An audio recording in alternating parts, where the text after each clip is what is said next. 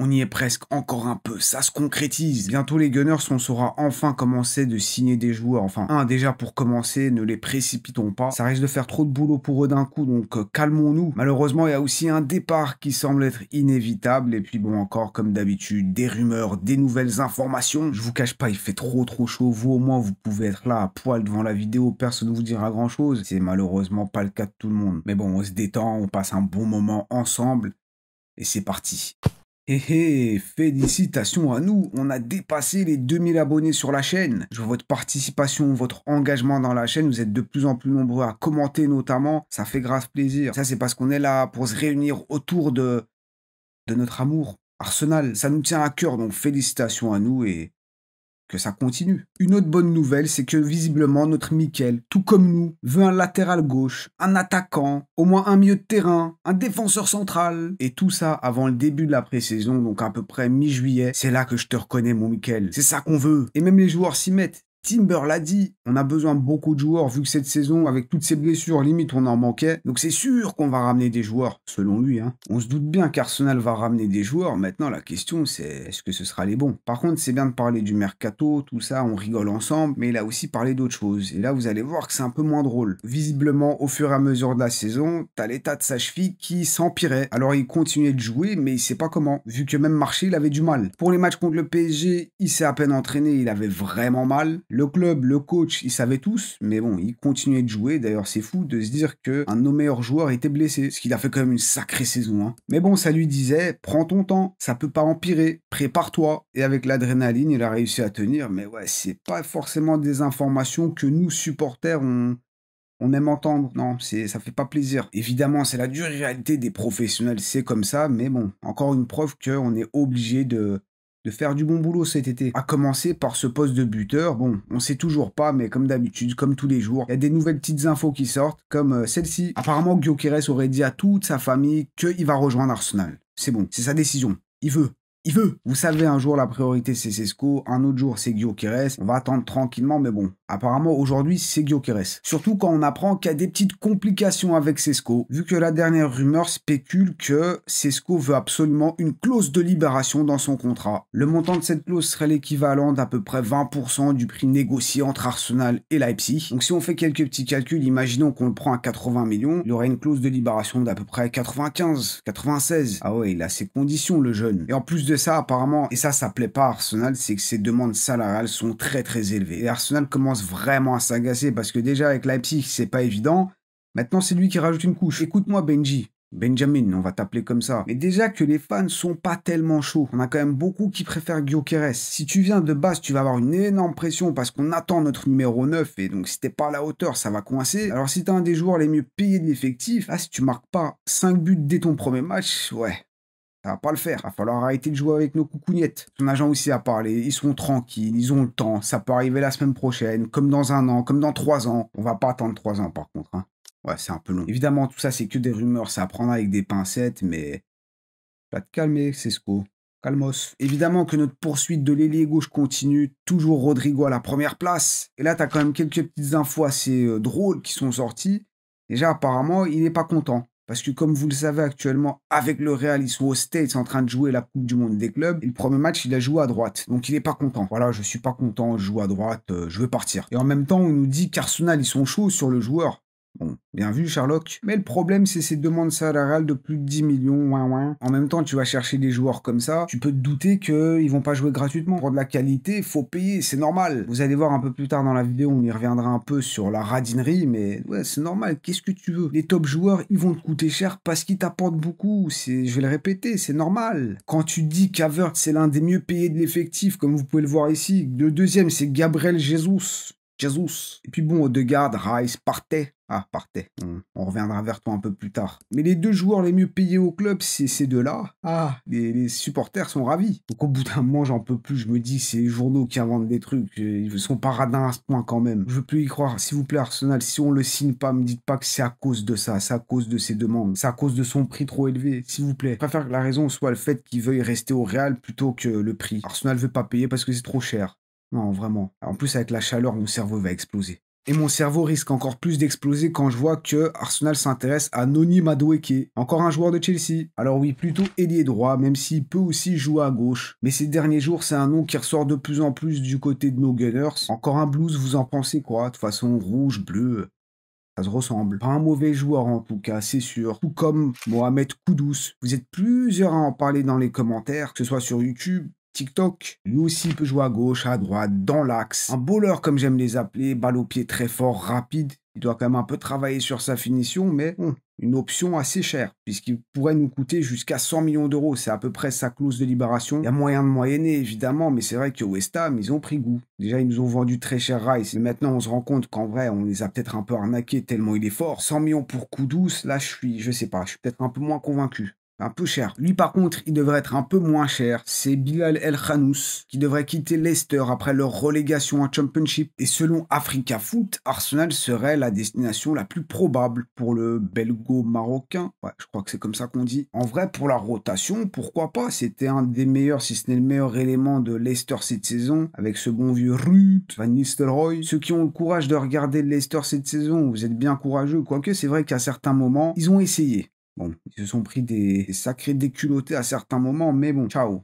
Et la première ligue, c'est visiblement pas fait pour vous. El Khanous, c'est un joueur quand même talentueux, donc c'est tout à fait normal qu'il se laisse pas embarquer dans ce bourbier. Bon, lui, vous le reconnaissez peut-être, il était souvent là, à côté de Mikel. Lors des matchs, vous l'avez sûrement vu. Carlos Cuesta, de son vrai nom, un des assistants de Mikel Arteta, est parti pour devenir carrément entraîneur. Évidemment, ça fait toujours un petit truc de voir quelqu'un du club partir, même si c'était qu'une personne du staff. Bon, on lui souhaite quand même bonne continuation. Un départ cache une prolongation. Bon, je sais pas d'où je sors ça, mais visiblement, notre petit Miles Lewis Kelly, MLS, va prolonger. Lui qui vient récemment de rejoindre l'équipe 1, là, ils vont essayer de le garder. Et bon, on se doute bien quand même qu'il aime le club comme nous. Un gunner pur souche et bon, on va quand même bien le rincer. Ça va être l'un des joueurs les mieux payés de son âge. Mais bon, il mérite un long contrat, un bon salaire. Mange. Dans la dernière vidéo, on a parlé de lui, Jorel Hato, toujours pas japonais, mais ça semble se concrétiser pour la venue du néerlandais à Arsenal, avec un prix quand même assez élevé pour un joueur de 19 ans, entre 40 et 50 millions d'euros. Mais devinez qui est aussi intéressé par le joueur. J'ai dit, il a 19 ans. Vous l'avez, je pense. Ouais, c'est nos bons vieux amis, Chelsea. Comme d'habitude, qui d'autre? Après, l'avantage serait quand même de notre côté. En plus de ça, Jorel Hato est quand même un grand fan de Timber. Il l'a dit lui-même, ses coachs lui disaient de s'inspirer de Van Dijk. Mais lui, il a toujours kiffé Jurrien Timber. Timber était chez les seniors de l'Ajax pendant qu'Hato était chez les jeunes et il l'observait beaucoup. Et beaucoup le comparent justement à Jurrien, sauf que bon, lui, il joue à gauche, mais il peut aussi dépanner dans l'axe. Donc si ça se trouve, on va terminer avec 2 Timbers sur les côtés. Sans oublier aussi que Jurrien Timber, il a un frère. Donc si ça se trouve, d'ici quelques années, on aura 3 Timbers dans l'effectif. Ouais, non, je raconte n'importe quoi. Vraiment, j'ai trop chaud, les gars, j'en peux plus. Et si c'est pas Hato, ben il y a toujours Gueye, évidemment, qui est en fin de contrat. On en a parlé, sauf que, de nouveau, ben on n'est pas les seuls. Parce que maintenant, c'est Liverpool. De toute façon, ils étaient déjà intéressés par l'anglais, surtout que maintenant, t'as Konza qui va au Bayer Leverkusen. À Liverpool, le Bayer Leverkusen, il y a une connexion qui est en train de se faire. Parce que quand tu vois qu'ils ont fait quand même venir Frimpong et Florian Wirtz, parce que ouais, Florian Wirtz, c'est officiel, transfert à plus de 100 millions, j'ai arrêté de compter. Ouais, ces Reds, ils sont effrayants, surtout que tu rajoutes à ça que Kerkez aussi, c'est quasiment fait. Milos Kerkez, c'est plus que des rumeurs, c'est la réalité. Vu que Robertson serait peut-être sur un départ, là, ils font quand même un sacré mercato, hein, ça fait un peu peur. Et un truc qui me fait vraiment peur et qui me briserait le cœur, je pense, c'est ce potentiel transfert de Isaac à Liverpool. Isaac, qu'on aurait tous aimé voir débarquer à Arsenal. Limite, on avait hâte d'être là en été 2025 pour voir la signature d'Isaac à Arsenal et au final, on apprend que ce ne sera pas possible. Les dernières rumeurs disent que c'est Liverpool qui est quand même vachement intéressé. Alors, je sais pas si ça va se faire tout de suite parce qu'ils ont quand même beaucoup dépensé, mais ça, on me l'a quand même souvent répété. Isaac, il est fan de Liverpool. Ouais, vraiment, ce serait un crève-cœur. Et ça ferait mal aussi au cul de devoir jouer contre eux. Si en plus de ça, tu rajoutes un Isaac. Parce que c'est pas Darwin Núñez qui nous fait peur, hein, mais Isaac, ouais, ça aurait été différent. Alors que Manchester City, bon, bah, regardez un peu les transferts qu'ils ont fait. Ryan Cherki, Ryan Aït-Nouri et Ryan Reinders. Non, il s'appelle pas Ryan, mais bon, ça aurait été drôle si les 3 s'appelaient Ryan. Je vous dis la chaleur, excusez-moi. Alors, ils ont pas forcément dépensé d'énormes sommes sur les joueurs. C'est des 30 millions, 50 millions pour Reinders, mais quand même, Reinders qui renforce ce milieu de terrain, on connaît tous un Milanais qui nous survend ce joueur-là. Là, on va le voir en action. Ryan Cherki, on sait, il a un énorme potentiel. Il peut se faire façonner par Pep Guardiola. Attention. Et puis, bon, Ait Nouri, il a de l'expérience de la première ligue. Ils ont dépouillé Wolves, il leur reste plus rien. Mais lui aussi, c'est quand même un renfort plutôt intéressant du côté des Citizens. Là, je viens de réaliser qu'en vrai, waouh.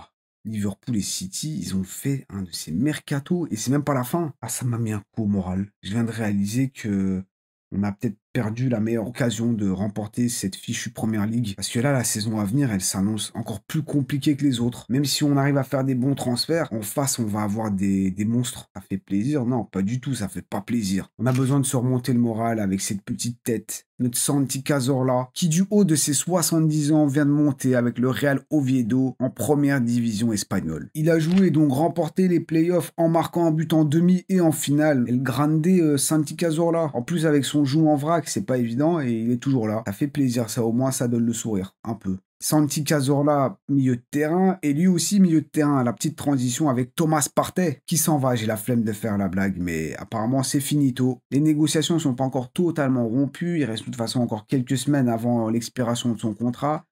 On va dire que ça pue. Même si ces dernières heures, certains annoncent que les chances ont un peu augmenté. Visiblement, c'est terminé. Le club chercherait déjà des remplaçants pour Partey en plus de cet homme. Zubimendi, c'est fait apparemment. Ce week-end, il l'a passé à Londres. Il a discuté avec Arteta notamment. Ça, c'est bouclé. Ah, j'en peux plus, je vais fondre. Je vais exploser. Faut tenir. Mais on connaîtrait déjà le numéro de son maillot. Le 36, c'est son premier numéro avec l'équipe A de la Real Sociedad. Il le retrouve chez nous à Arsenal. On est heureux, soulagé, même si c'est pas encore officiel. Il va falloir attendre le mois prochain. Parce que la Real Sociedad attend juillet. Je vous en avais déjà parlé. La clôture des comptes, comptables, financiers, tout ça. Donc ce mois-ci, ils veulent pas encore faire de vente. Donc bon, ça va s'accélérer le mois prochain, vous inquiétez pas. Enfin, je dis ça, ça va s'accélérer. Je vous rassure tout ça, mais j'essaie de vous rassurer. Si ça se trouve, il n'y a rien qui va accélérer, mais bon. Le mois prochain, normalement, c'est là où... Ouais, laissez tomber. Ouais, bref, Partey très proche du départ. Dites-moi d'ailleurs ce que vous en pensez. Est-ce que vous auriez aimé le garder? Ou en vrai, c'est pas plus mal? Parce que c'est vrai qu'il demandait une augmentation, une durée de contrat bien trop longue au goût du club. Moi, je trouve ça très bien qu'Arsenal se soit pas laissé faire. J'aurais aimé le garder. Partey en doublure de Zubimendi, ça aurait été quelque chose. S'il est trop gourmand, si on doit encore plus lui payer alors qu'il aura un rôle de remplaçant... Non, faut prendre des décisions qui vont surtout avantager le club et pas l'inverse. Donc, on ne peut pas se mettre d'accord. Au revoir. Mais qu'est-ce que vous en pensez? Et la première des options assez surprenante, c'est lui. Norgard de Brentford. Un joueur évidemment avec pas mal d'expérience vu que, bon, bah, il a la trentaine dépassée. Hein. Donc là, ce serait limite poste pour poste, mais âge pour âge aussi. Hein. En vrai, il devrait pas te coûter trop cher. Sa valeur est d'une dizaine de millions d'euros. Il lui reste 2 ans de contrat. Joueur expérimenté qui connaît la première ligue dans la rotation. Ouf, même si c'est sûr que, ouais. C'est pas clinquant. Et sinon, à part lui, il y a aussi 3 autres options. Ils sont tous les 3 français. Et le premier, c'est lui, Warren Zaïre-Emery, du Paris Saint-Germain. Et j'utilise rarement ce mot parce que tout peut arriver, mais là, impossible. Je vois pas un monde, je vois même pas un petit pourcent où le Paris Saint-Germain laisse Zaïre-Emery partir. Même en prêt, j'ai du mal à le voir. Évidemment, ça pourrait être intéressant, mais... En vrai, perdons pas notre temps. Hein. Le deuxième, c'est Eduardo Camavinga. Et bon, là, c'est déjà un peu plus probable, même si ça semble quand même bien compliqué. Moi aussi, j'aime bien ce joueur, très intéressant, très technique. C'est pas la première fois qu'on parle d'un intérêt d'Arsenal pour Camavinga. Mais là aussi, ça semble être quand même assez complexe. Surtout qu'on nous dit que Xabi Alonso voit en Camavinga le prochain Modric. Je vous l'ai dit dans la dernière vidéo, ce Xabi Alonso, vraiment, il nous arrange pas. Ça va être compliqué de conclure quelconque accord avec leurs joueurs. Mais bon, je me doute quand même que la plupart d'entre vous sont intéressés par un Eduardo Camavinga ou pas, faites-le savoir en bas. Et la troisième option, là ça me semble quand même plus probable, Lucien Agoumé du FC Séville. Le franco-camerounais, le joueur sort d'une saison pleine du côté de Séville avec plus de 30 matchs joués et Arsenal l'observe, comme beaucoup de joueurs, je vous l'accorde. Mais bon, je le connais pas spécialement, je suis pas un expert, peut-être que certains d'entre vous le connaissent mieux, donc n'hésitez pas à partager votre avis dans les commentaires pour nous donner quelques informations supplémentaires de ce que j'ai pu voir. C'est quand même un bon bébé, mais il est balèze. 1,85, de très bonnes aptitudes physiques et certains le comparent à un N'Golo Kanté. Bon, il est plus jeune et bien plus grand, mais c'est un peu la comparaison que j'ai pu voir passer. En tout cas, bon, ben, ça fait plaisir de voir qu'Arsenal se rend compte des mêmes choses que nous. On se sent un peu plus compris. Agoumé, vous vous doutez bien, du coup, c'est une option quand même plus probable que les Camavinga, que Warren. Bon, là, j'ai même plus envie de citer son nom, tellement c'est impossible. Et on arrive enfin à ce mois de juillet, c'est là où les choses vont bouger, c'est là où on va s'amuser, enfin. Encore un petit peu de patience, c'est pas comme si on en avait beaucoup. Ouais, pas que quand t'es fan d'Arsenal, la patience, tu connais, hein. Le commentaire de la dernière vidéo que j'ai sélectionné, Rudy nous dit: «On agit comme une équipe qui joue le top 5 et non comme une équipe qui veut des titres. Si tu veux des titres, faut sortir le chéquier. Quand vous regardez bien City, ils chipotent pas. Bref, en vrai, faut sortir la carte bancaire, la CB. Notre équipe est bien trop légère.» J'ai pris ce commentaire, mais en vrai, j'aurais pu en choisir d'autres parce que vous êtes quand même beaucoup à le dire et même moi, dans les vidéos, je le dis. C'est une remarque qu'on se fait tous. On a un problème du côté d'Arsenal. On a un problème de mentalité. Enfin, je dis on. C'est vrai que nous, les supporters, on a de l'ambition. On veut gagner des titres, on veut être parmi les meilleurs. Mais on se rend compte avec toutes ces années, et ça date pas depuis hier, ça date depuis Wenger, même peut-être avant, notre club n'a pas la bonne mentalité. Certains dans les commentaires disent que c'est de la radinerie, peut-être. Pour sûr, c'est certainement un manque d'ambition. Alors je pense pas que les Arteta, les Bertha maintenant, les joueurs manquent d'ambition. Ils veulent tous gagner des choses. Mais je pense que ouais, le problème, ça vient d'au-dessus. Nos dirigeants, malheureusement, on les porte pas dans le cœur. À juste titre, parce qu'ils ne donnent pas de raison de les aimer en vrai, mais nous, on veut vraiment gagner des titres. On veut vraiment être les meilleurs. Et on dirait qu'en face, ouais, ils se contentent d'être juste parmi les meilleurs. Tant qu'on est qualifié en Ligue des Champions, c'est bon. Après, si on prend la première ligue, si on gagne la Ligue des Champions, si par hasard on y arrive, c'est cool. Mais en vrai, on a déjà ce qu'on voulait. Et c'est exactement la mentalité qu'on a depuis des années. Même avec Wenger, c'était le cas. Limite, depuis toujours, on n'a pas trop envie de dépenser. Pourquoi payer 80, 100 millions d'euros quand tu peux payer 20 millions, faire venir un joueur et peut-être que ça va marcher. Et c'est pour ça que je dis que ça me surprend pas parce que c'est pas la première fois. Alors comme j'ai dit, je me doute que les Arteta, Bertha, les joueurs, enfin j'ose espérer qu'ils ont la même ambition que nous, ils veulent remporter, ils ont la faim. Mais si plus haut les dirigeants voient Arsenal comme une vitrine, parce que bon, on est quand même un nom reconnu dans le foot. Même ceux qui regardent pas le foot connaissent Arsenal. Ça fait vendre. Tous nos revenus marketing, ils font que augmenter. C'est vraiment une marque. On a un vrai statut dans le monde du foot. Donc pour attirer des joueurs, ça devrait pas être un problème. Mais par contre, pour faire fuir les joueurs, là aussi, c'est pas un problème. Et c'est justement ça le problème. Vous voyez, il y a énormément de problèmes. Mais quand on y repense, on a quand même perdu pas mal de joueurs. Le Robin van Persie, il nous reste un peu dans la gorge. Alors c'est pas forcément son choix de partir qui est problématique. C'est plutôt sa destination. Il allait à United, un de nos gros rivaux. C'est pas qu'un petit rival de territoire à Londres, c'est bien drôle, non. C'est un rival historique, il a eu du succès là-bas, on dit qu'il nous a trahis, ce qui est un peu vrai. Mais son explication, je la comprends, il disait que il voyait qu'il y avait un manque d'ambition. Et plus le temps avance, plus ce manque d'ambition, on le ressent. Donc évidemment, si tu veux te battre avec les Manchester City, Liverpool, faut te battre avec les mêmes armes. Tu veux pas abandonner des pistes parce que ça va te coûter trop cher, que ce soit au niveau du transfert ou du salaire. Donc vraiment, j'espère qu'il y aura un petit déclic. J'ai de l'espoir, on a de l'espoir, on va attendre ce mercato-là. On a des grosses ambitions, on nous a quand même promis, Mikel l'a dit, soyez excités. Bon, pour l'instant, on l'est, mais on attend et on espère ne pas être déçus. On va évidemment attendre comme d'habitude. En tout cas, nos gros rivaux, ils attendent pas, on l'a vu. Donc, à nous de jouer. Vous en pensez quoi de tout ça? Évidemment, on continue la discussion dans les commentaires. Je sais que bon, nous, les Gunners, on est quand même très passionnés. Donc, ouais, c'est un sujet, un sacré sujet du côté d'Arsenal. Partagez votre avis, évidemment. Moi, je dois disparaître, je dois partir rapidement parce que là, j'en peux plus. Donc, je vais vite vous remercier. Merci d'avoir été là. C'était un plaisir comme d'habitude. Prenez soin de vous. N'oubliez pas le petit triplé, like, commentaire et abonnez-vous si ce n'est pas encore fait. Et en vrai, on peut dire que vous êtes mes glaçons. Malgré cette chaleur, vous me refroidissez. Pourquoi je raconte? Allez, ciao.